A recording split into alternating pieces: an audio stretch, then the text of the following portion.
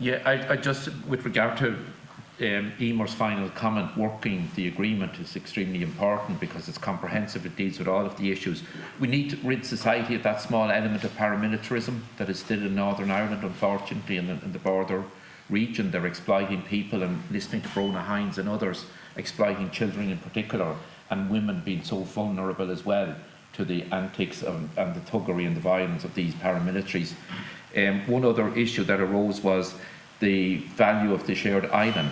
Yeah. And I have been at launches in the past where Micheál Martin was launching some programmes and announcing funding.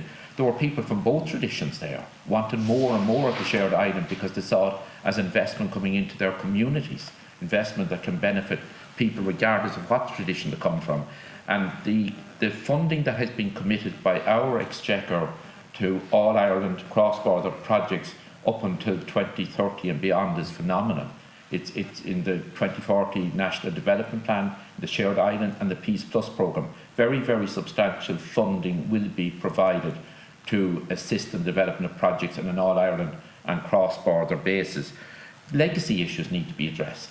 And they know the proposal by the British government that was referred to by most of the contributors to our review of the Good Friday Agreement mentioned that the absolute opposition to the idea of closing off inquiries. We know of people who have lost siblings or lost parents for nearly 50 years, and where if the British government's proposals were implemented, they would cut off those inquiries. Families have fought for decades and decades and decades to try to find at least the truth in regard to who carried out the atrocities.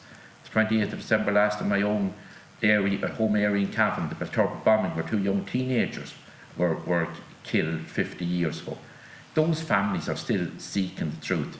They know, sadly, that the idea of anybody ever being convicted and brought to justice for carrying out those bombings is negligible, but at least they would hope to have the truth established at some stage. The same goes for many other atrocities in Northern Ireland and in Dublin, Monaghan and elsewhere as well. Same with the bodies of the disappeared. Those people have campaigned for decades and decades and decades to try to recover the body of their loved one so that they can have a Christian burial and a place to say a prayer and lay a wreath and go to visit.